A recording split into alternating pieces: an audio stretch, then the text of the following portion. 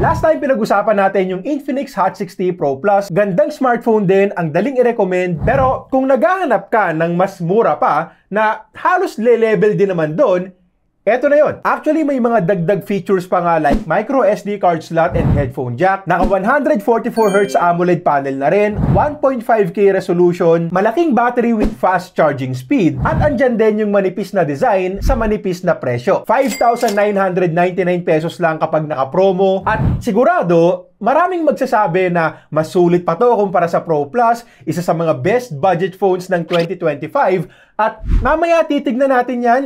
Unahin muna natin yung build at design. Okay, so di tulad nung Hot 60 Pro Plus na curve yung harap at likod, dito team flat tayo. Sa totoo lang, marami ring may gusto ng flat display, so eto naman yung mas sakto sa inyo. Hindi siya kasing nipis nung Pro Plus, pero manipis pa rin talaga, tsaka magaan lang din. Nakaka-wow pa rin yung nipis, lalo na pag sinama sa usapan yung presyo. Ang dami ring kulay na pwedeng pagpilian. Simpleng-simple lang yung itsura, walang arte, walang drama. Chill lang yung datingan ng design na para sa akin, mas kinaganda niya pa. Tsaka ganyan din naman yung type mo, di ba? Yung simple lang, walang burloloy, hindi nagme-makeup, hindi nagsusuklay, hindi nagsisipil.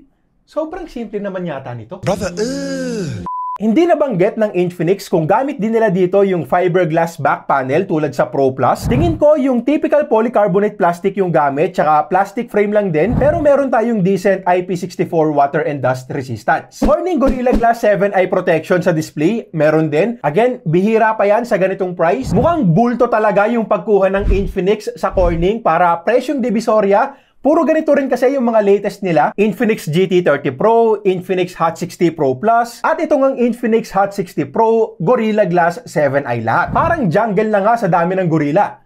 Gets? Gorillas, jungle. Wala. Okay? Meron nga rin pala tayong isang extra button dito na may dalawang functions. Single press para sa voice assistant, tapos yung double press naman ay customizable ng konti. Actually, pwede ring shutter button pag nasa camera app tayo. So, considering the price, wala na akong marereklamo sa build at design nitong Hot 60 Pro. Paano naman sa display? Well, eto pa yung isa sa mga pinakapanlabang features ng phone na to. So, pag-usapan natin. Specs muna tayo. As usual sa Infinix, malaking display ulit. 6.78-inch AMOLED panel, 1.5K resolution, 2160Hz touch sampling rate, and 144Hz na screen refresh rate. Sorry, medyo natatawa lang ako kasi parang dun pa lang sulit na kaagad yung 6K natin. Tipong mapapaisip ka, paano ba sila kumikita? Ba't di mo nalang ipamigay, Infinix? Pero eto na nga, isang mabilis lang para sa display. For watching videos, solid. Isa talaga sa mga best displays na makikita mo sa ganitong price. 6K mo, naka-AMOLED panel ka na, vibrant colors, deep blacks. Widevine L1 na rin dito sa Netflix. Mapa anime or live action yung papanoorin mo. May enjoy mo talaga. Plus, naka-dual speakers na rin. Wala nga lang tayong JBL logo na makikita dito, unlike sa Hot 60 Pro Plus. Pero, decent sounding speakers na rin. Malakas-lakas din for an entry-level phone, so hindi na OLADs at di hamak naman na mas goods kumpara sa ibang mga phones na single firing speaker lang yung nailalagay sa ganitong price. Yung smoothness naman ng 144Hz refresh rate, same yung sitwasyon sa Infinix Hot 60 Pro Plus. Pinag-usapan natin doon yung 90Hz limit nito sa home screen to save battery life. So, I suggest na panoorin nyo rin. And yun nga, andito rin naman yung option natin para iset sa mataas na refresh rate yung bawat application na naka-install. Naka-in-display fingerprint scanner na rin. Isa pang bihira sa ganitong price. Tapos, mabilis-bilis din. Hindi siya mahirap i-unlock. Parang puso mo, ang daling ma-unlock. Outdoor visibility is also good. 1600 nits high brightness mode and 4500 nits yung peak. So kahit na maaraw, kitang-kita mo pa rin yung mga masasakit na reply sa'yo ng ex mo. Oh my God.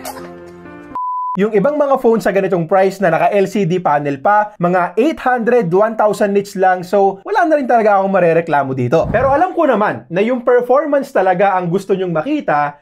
So eto na, MediaTek Helio G200 yung chipset, and yes, totoo naman yung balita na almost same lang to sa G99 and G100 chip. 8 gigs yung physical memory with extended RAM option, and 256 gigs na rin yung storage natin na again ay expandable pa via micro SD card. More than 450k Antutu score din yung nakuha, tulad lang din sa Hot 60 Pro Plus. At eto yung mga games na susubukan natin ngayon: ML, CODM, HOK, and PUBG. Hindi ko nasasamahan ng Genshin or ng Wuthering Waves. waves since nasa entry level lang din naman tayo. Masasaktan ka lang. Aray ko!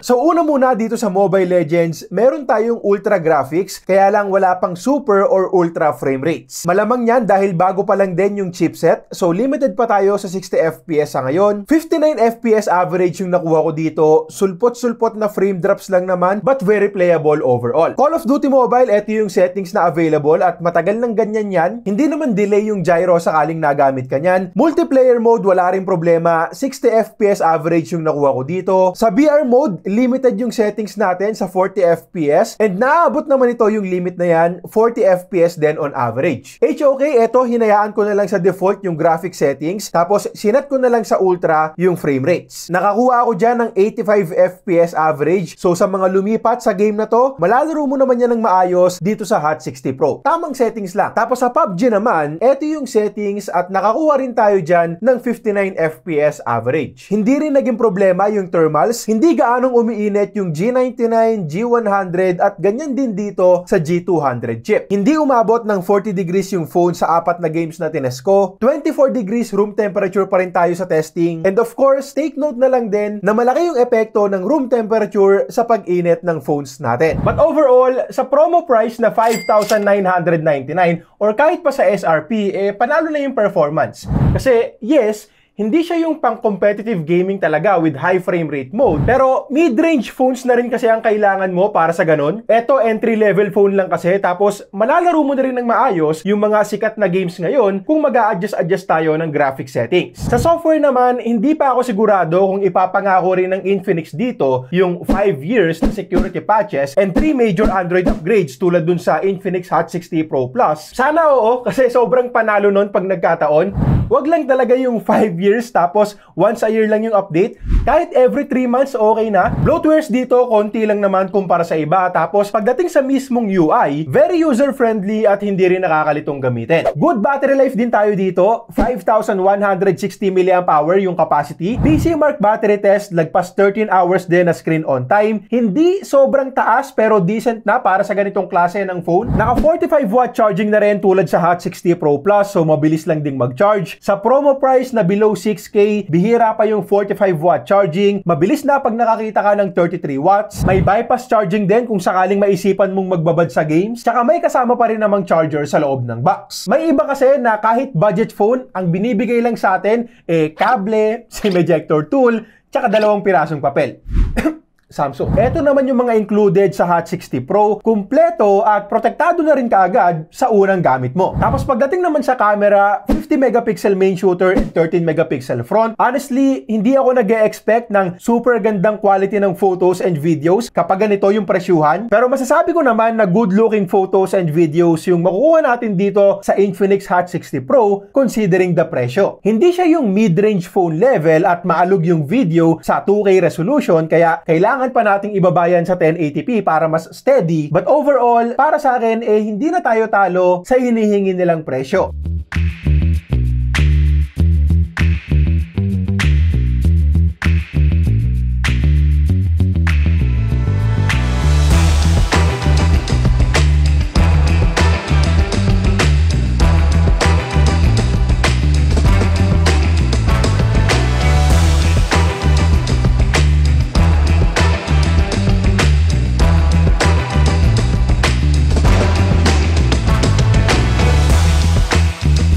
So ito naman yung video quality gamit ang front-facing camera nitong Infinix Hot 60 Pro. Hanggang 2K 30fps din tayo dito. Medyo maalog lang sa ganitong resolution tulad lang din sa main cam, pero pwede pa natin yung ibaba sa 1080p para ma-enable yung ultra steady mode. Ito naman yung itsura pag naka-enable na yung ultra steady mode. Medyo makipot yung framing natin dito pero mas stable. At gamit ko nga rin pala ngayon yung built-in microphone. So let me know na lang din sa comment section kung okay sa inyo for 6,000 pesos yung audio at video. Okay, so Infinix Hot 60 Pro, SRP talaga nito ay 6,999 tapos yung promo price sa unang labas ay 5,999 pesos. Honestly, grabihan yung promo price na yan. Tingin ko pag nanood din kayo sa ibang mga videos, marami ring magsasabi na maganda yung presyuhan ng phone. Tapos yung mga pros and cons naman dito, same lang din sa mga napag-usapan natin sa Infinix Hot 60 Pro Plus.